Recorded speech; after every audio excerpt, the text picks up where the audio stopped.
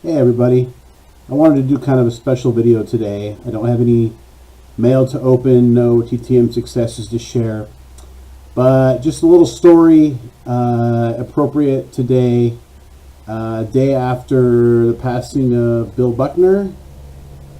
Most of you know this guy. He's mostly famous for one thing. We'll talk a little bit about that and why it's important. I hope this video doesn't end up being too long. I'm going to use it as my little introduction video because this is really the story about how I became a baseball fan. Not necessarily just about Billy Buck, but he's a major part of it. So I was 12 years old in 1986, and my brother Rick was already a huge baseball nerd. I liked baseball. I followed the Mariners. That's my local team. I had my favorites on there, Alvin Davis and Harold Reynolds and a couple of guys. But really wasn't just a huge baseball nerd like my brother. He was watching the World Series, and I think we were the only ones home because he pulled me into the living room and said, "Eddie, you're going to want to watch this. The Red Sox are about to win the World Series for the first time in 60-something years," or whatever it was at that time. I don't remember exactly, but you can do the math. And he got me caught up on the balls and strikes and how many outs there were. And it was the bottom of the ninth, basically, when I started watching. And we sat there and watched the events of that game unfold. And our jaws were just on the ground. And, I've seen the clip a million times, but I don't even really need to have seen it a million times because it was burned into my memory. And, after Knight comes home to score the winning run, Shea is just going absolute bananas. Vince Scully, he waits. He does this on a lot of big moments if you ever notice it. He waits like 20 seconds. He doesn't say anything. It might even be 30 seconds. So here comes Knight and the Mets win it. And then radio silence, and it's just shots of the Mets going crazy and shots of the crowd going crazy, and Shea is just blowing up. And like I said, probably 30 seconds later, he says something to the effect of, "If a pitcher's worth 1,000 words, then you've seen about 1,000,000 tonight." And every hair on my arm, even doing it now a little bit, stood on end, and I thought, man, I love baseball. This is the coolest thing. And I didn't know, I wasn't a Mets or a Red Sox fan, but my brother had got me rooting for the Red Sox.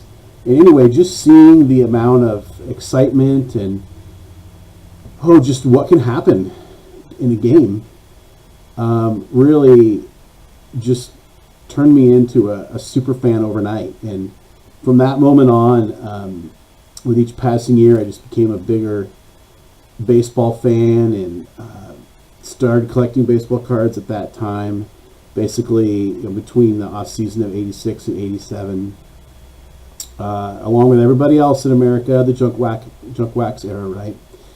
I got a subscription to Baseball Digest, started watching This Week in Baseball, which is still very near and dear to me. I'll go on YouTube and watch the old Mel Allen clips of him doing just random This Week in Baseballs, and I love it still. Really just became a sold-out baseball fan, and because of that game, and in part because of Bill Buckner, I do have one other autograph related to that game. Dale Ford was the home plate umpire, so this is one of those sticker cards of Shea Stadium, and this is Dale Ford, home plate umpire, Game 6 of the 86 World Series. We watched Game 7, my brother and I. Red Sox were up for a while, I want to say, until like 5th. And, there was no way they were going to win that game. And, we didn't know that. We thought, hey, they'll do it tomorrow. They'll win Game 7. But, of course, it wasn't meant to be. And most of us know the story about, the Red Sox went on to start winning World Series finally. And they had Buckner back to throw out like an opening day first pitch. And that's really cool. It was a cool moment. A lot of people don't realize this, but Buckner actually finished his career with the Red Sox. And I heard an audio clip on I think MLB Network Radio, of him being introduced on opening day. His final year was at 89, I think. And he got a warmer reception than maybe you would think. So, anyway, he was, now in my day when somebody was a GOAT, that was bad. Okay. Now it means you're greatest of all time. And people throw it around, so-and-so's GOAT, and okay. But it used to be bad. You were a scapegoat. You took the blame for something that wasn't your fault, or you took the blame for just everything, a certain situation. And so Buckner might be the all-time least deserving GOAT, and that's why scapegoat, and that's why I wanted to make this video today. If you're a super huge nerd like me, you probably know all this stuff. But at the time, Knight crosses home plate, Shea explodes. They cut to Buckner, walking off the field with his head down, and it really felt like he did it. This is his fault. This guy lost this game. As I got older and got more information and started seeing clips more in the internet age, you just realize he was in the wrong place at the wrong time. The game was tied, so blaming him for the loss is presupposing that the Red Sox would score in extra innings after the bullpen just spent, an inning getting totally beat up. That's a reach right there. So the game was tied, when Buckner made the error. He makes that play. I don't think the Red Sox win the game anyway, and they lose in Game 7. So did he lose the World Series? No, not at all. A lot of the blame for me goes on the pitchers, on Stanley and Schiraldi and Rich Gedman. The pass ball / wild pitch. I don't remember what it was scored, but it was kind of between a pass ball and a wild pitch. 2 or 3 pitches before Mookie hit that little roller up along first, as Scully said.